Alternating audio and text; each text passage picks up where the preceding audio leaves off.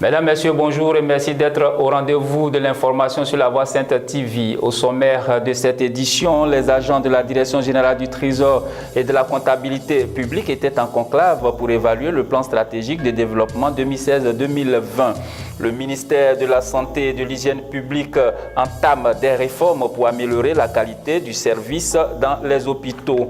Et puis en sport, le Britannique Christopher Froome et la Sky Team enlèvent le Tour de France 2017. Bienvenue à tous, la page économie pour ouvrir sur ce journal et parler des agents de la Direction générale du Trésor et de la comptabilité publique qui se sont retrouvés samedi 22 juillet 2017 à Abidjan dans le cadre d'un séminaire d'évaluation du plan stratégique de développement 2016-2020. Suivons ensemble ce reportage commenté par Nadia Eounoud. Des recommandations spécifiques tournant autour de 4 axes stratégiques ont été arrêtées au terme des 2 jours de travaux entre les agents de la Direction générale du Trésor et de la comptabilité publique. Au titre de l'accélération de la modernisation des outils et des méthodes de gestion, les participants ont suggéré l'intégration dans l'évaluation des performances des chefs de poste ou responsables de service, de la fixation d'objectifs relatifs à la mise en œuvre et au suivi d'évaluation de la démarche qualité, du contrôle interne et de la maîtrise des risques. Pour l'accomplissement et la pérennisation des capacités de financement, il a été préconisé la diversification des bases des investisseurs sur le marché des capitaux, la mise en place de l'e-banking, la poursuite de l'ouverture des agences ACCD dans les localités où il n'existe pas de banque commerciale. Au titre de l'amélioration de la transparence et la gouvernance, les travailleurs du Trésor ont suggéré la production d'un tableau de bord de l'observance des valeurs éthiques et des principes déontologiques, puis demander aux agents de veiller au fonctionnement permanent du numéro vert 801010. Ils ont proposé également, dans le cadre du renforcement des capacités opérationnelles et du bien-être du personnel, le paramétrage entre RECH et SIGAF-E en ce qui concerne les notions du personnel. Ils ont souhaité que soient comblés les besoins en ressources humaines des services, la mise en œuvre d'une stratégie d'optimisation des outils modernes pour la formation à distance ainsi que pour la poursuite de la réhabilitation et les constructions de postes comptables. Restons en économie pour parler du lancement de l'Institut panafricain de la gouvernance économique. C'était à l'amphithéâtre de l'ENCA à l'université Félix Houphouët-Boigny d'Abidjan Cocody, mardi 25 juillet 2017. Témoin de l'événement, Martial Lakwasi.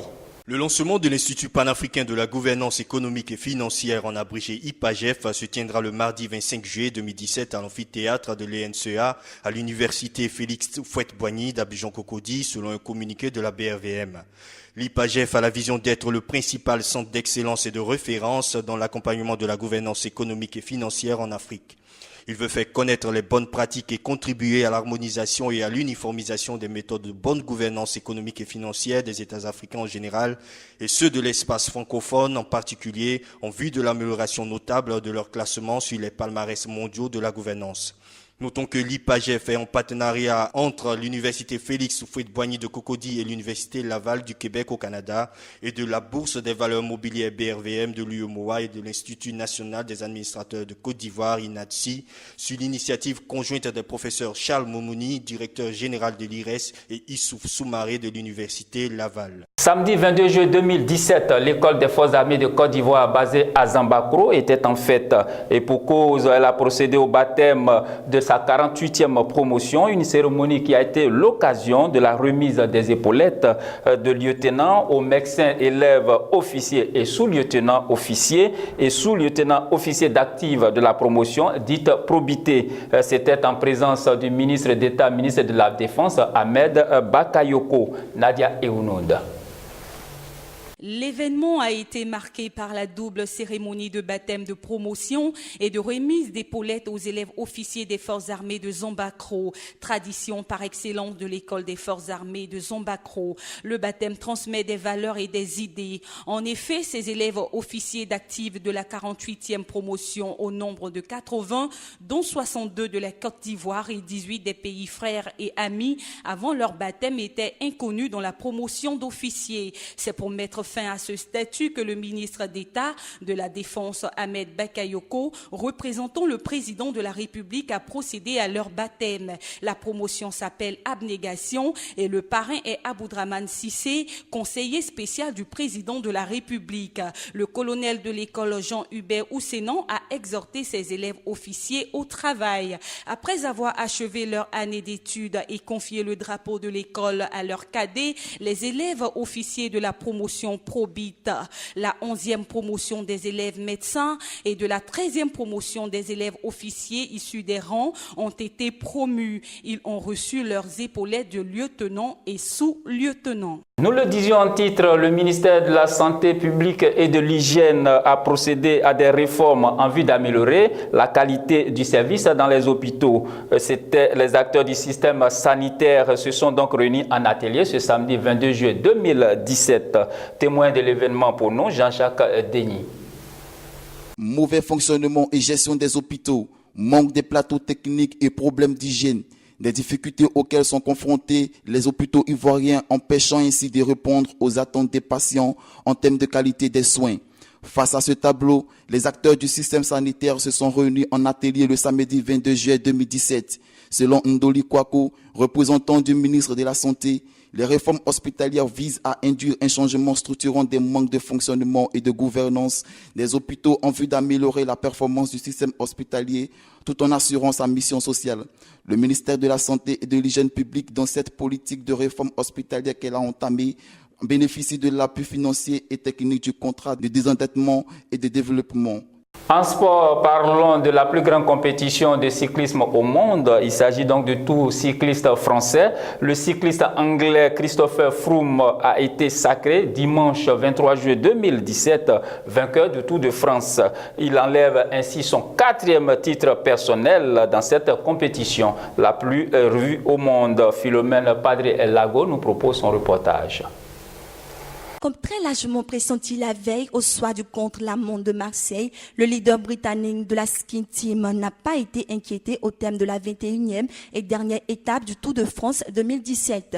En effet, le double tenant du titre s'est donc adjugé un 3e succès de rang sur la grande boucle qu'il a largement dominé, tandis que le Colombien Rigoberto Urán et le Français Romain Bardet complètent le podium. Maîtrisant tous ses adversaires, Froome a également construit sa victoire en grappillant les secondes au quotidien pour terminer avec 54 secondes d'avance sur Urán.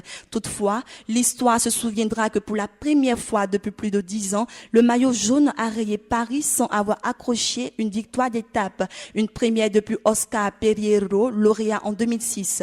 Avant lui, seul Greg LeMond avait connu pareil destin. Comme à l'habitude, ce 104e Tour de France est conclu sur la célèbre avenue des Champs-Élysées et c'est au sprint que le Néerlandais Dylan Groenewegen est allé chercher son tout premier succès sur la grande boucle. Hors de nos frontières, une voiture piégée a explosé lundi 24 juillet 2017 tôt dans la matinée contre un bus dans un quartier chiite de Kaboul. L'attentat revendiqué par les talibans a fait au moins 24 morts selon le ministère de l'Intérieur. Estelle Trayo.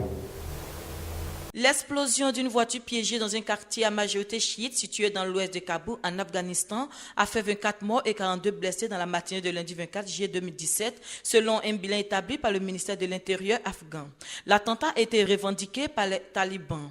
La voiture piégée s'est jetée contre un bus transportant des employés du ministère des Mines. Le bilan pourrait encore s'alourdir, soulignent les autorités. L'explosion s'est produite peu avant 7h heure locale, 2h30 GMT, dans un quartier à majorité chiite, particulièrement animé de Kaboul, où sont installés de nombreux clubs de gym, universités et instituts, des échoppes ainsi que des immenses salles où les Afghans célèbrent des mariages.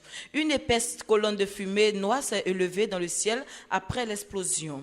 Les premières images montrent des échoppes éventrées, une rue jonchée de débris, aux arbres mutilés. Depuis, l'État islamique qui gagne du terrain dans le nord de l'Afghanistan a frappé à plusieurs reprises les mosquées et foules chiites du pays, notamment à Kaboul et Mazar-i-Sharif dans le nord. En France, Paris est depuis le dimanche 23 juillet 2017 la capitale de la lutte contre le sida avec l'ouverture de la conférence internationale de recherche sur la maladie dans un contexte de crainte autour des coupes budgétaires annoncées par le président américain Donald Trump. Philomène Padre-Lago revient sur l'événement. La capitale française sort d'un ruban rouge. Paris a inauguré dimanche 23 juillet en fin d'après-midi la conférence internationale de recherche pour la lutte contre le sida.